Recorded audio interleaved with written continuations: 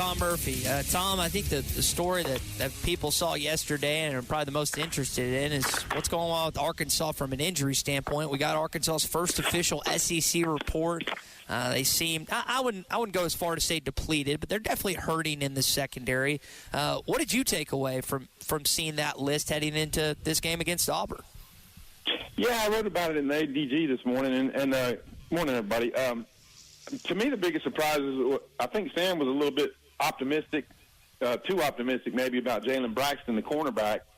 And not having him in this game is a big deal because, Auburn's got some good receivers, and with Hank Brown, they're passing the ball more. And then Andreas Pashka, the tight end, is listed as out. And I'm not so sure we saw an injury for him last weekend. So that was a little bit of a head-scratcher. But otherwise, I think it was pretty well down the line. And there were some guys listed like Jaquindon Jackson that have been banged up, and then he was listed as probable. So, but there were 12 guys on there. That's a pretty big number. I looked through the other SEC games, and there was one other team that had 12 guys. I can't remember who it was now. Tom, on that subject, so I know there's heavy fine. I'm forgetting the number, but I'm pretty sure it's like 50 to 100 grand, if not more, that if you lie about something. Is that all, like you mentioned not necessarily seeing a Pashka injury, maybe it happened in practice. Like, do they have to put those in if like suspensions or stuff like that too? So I was listening to Kirby Smart on the SEC conference a couple of weeks ago, and it seemed to me like he was unclear whether suspensions had to be listed. But I think for Vanderbilt this week, if you guys look at it, there's a guy listed as first half, like out, first half. And to me, that just smacks of suspension. And so maybe they do have to be listed. I'm sure if we check... Was there a targeting call or something last week? That would be another reason you'd miss a half. Obviously, yes. Could have been a targeting call as well. So, and you know what? That's more likely probably than like a half-game suspension, but I guess it is a half-game suspension, just a different way. Yeah, it's a penalty from a higher power, if you will. Hey, Tom, looking at the Bet Saracen app right now, the line has grown to Auburn -4. The Razorbacks catching 4. It was at 3. What do you make of maybe the public conjecture about this game, and how much of that has to do with Arkansas's depletion with injuries that we just spoke of? It might have something to do with that because the word on the, I think Sam Pittman said Monday that he liked the way Jalen Braxton was progressing and that he thought he'd play this week, but he won't. And we saw him jogging in the end zone at Oklahoma State 2 weeks ago. I think it was like before one of the overtime sessions, and he was trying to, stretch out or whatever, or get his leg together. So he's had a tendonitis and then / bone bruise. And I don't know if they're connected or separate, but it hurts. I mean, he's their best cornerback. He had a good game against Oklahoma State with a nice pass breakup, and he hasn't gotten into the flow of the season too great yet. So looks like to me they're going to have to roll with Marquise Robinson, Keon Stewart, Jaheim Singletary at cornerback. Yeah. Tom, when we think about matchups in this game, one that I hadn't heard talked about much this week is the matchup of play callers, Bobby Petrino and Hugh Freeze. You can think about all the trouble Hugh Freeze has had in his career, but he's still considered one of the great offensive minds in the game. Have you spent any time considering, maybe the matchup with the defensive coordinators on each side and what that looks like, having two of the premier play callers in the conference on both sidelines? Yeah, I mean, if you were to go through the SEC all-time greatest offensive annals, Steve Spurrier's teams would be up there, and Josh Heupel's got something going at Tennessee, and he could make an imprint. But Bobby Petrino certainly has, and Hugh Freeze has. His Ole Miss teams were very good, and I know this is just year 2 at Auburn, but he's got a system, and it can be effective.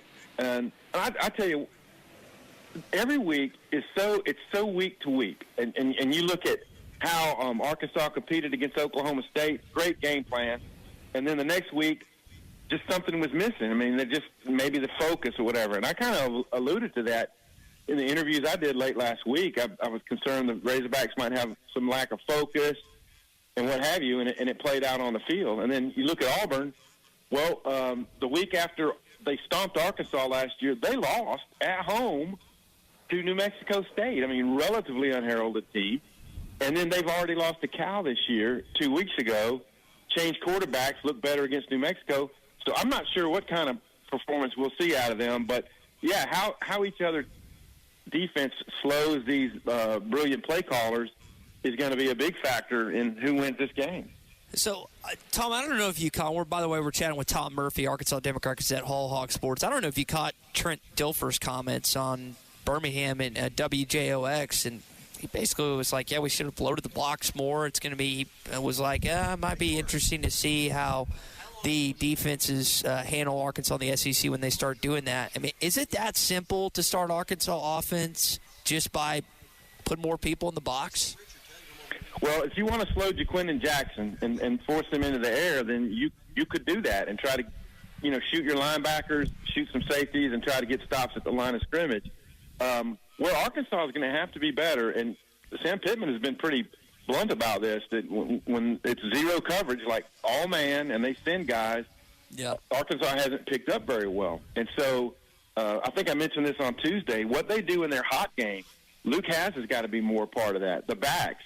And the backs have got to be good between, are they chipping or are they faking the chip and then, peeling out for a dump-off pass? All that has got to be in play. And Talon, as good as he has been, he's also had some misreads, not delivering the ball on time here and there, where they really could have punished UAB. So I just think, and I also said to you guys Tuesday that Auburn was not blitzing much. No, they're blitzing a lot under DJ Durkin. And so Arkansas has got to be prepared for blitzing, for guys running free at Green, and what your responses are. Does Green break the pocket and try to scramble, or does he have a good hot read that could be open? So that's going to be a huge part of this. Tom, Addison Nichols is listed probable for this game. He played last game, just unfortunately that ankle sprain got him. Coach mentioned last night that they've gotten more guys ready. They're more ready for a backup center situation this week than maybe they were last week. How do you think Talon handles that? Maybe having one, if not two or three guys under center this game? Well, it's something you obviously have to practice. So I guarantee you he's taking snaps from Wiggins, Amari Wiggins, from probably Joe Moore and Josh Street during the course of this week, in addition to Nichols. Now, what Sam Pittman said was that he felt better, I think, Wednesday than he has last week. Yeah. So, if that's on point, then it looks like Nichols will play. But let's just say he does it again. Well, then is Wiggins your best option, or possibly Joe Moore, who Sam mentioned on Monday, who has had work at center before and is a big dude? Yeah. Tom, let me ask you. Let me flip it to the other side of the ball with Jalen Braxton, with Mitchell and Clark all out in the secondary and listed as out. We have not seen that defensive line get a real push and collapse the pocket and get after a quarterback much yet this year. That's got to be a priority, I would think, because if you give Brown all day back there to throw, it's going to be trouble for that secondary. It really will. I mean, and basically any quarterback who's good enough to play on the FBS level can tear you up if they're not feeling that pressure. I mean, even Jacob Zeno had real time last week, and I don't know how good of a scrambler Hank Brown is. I mean, they're still doing RPOs, so that means he's still capable of running. Maybe not to the level that Peyton Thorne did on Arkansas last year when he really tore him up. But yes, I think their lack of getting pressure and couple that with their coverage and their depth issues is a problem. It's definitely a problem going into the conference play, and they might have to consider more blitzing. Sending a linebacker, sending a safety, or somebody, and then hopefully that gets home. Tom, we'll leave it there, man. Going to see you in Auburn on Saturday, and we'll see what happens next week as we recap it on Tuesday. Yeah, unfortunately, one of the worst sight lines in the conference in the end zone. Yeah. Can't see the jumbotron there, and I think if you're on the front row, you have to contort to see replays on TV. So it's really a tough situation for the media covering games at Auburn. Just a long way from the field. They had you in mind when they built the press facilities there. So. Oh well, we'll get through it. Tom, thanks, brother. All right, see you guys.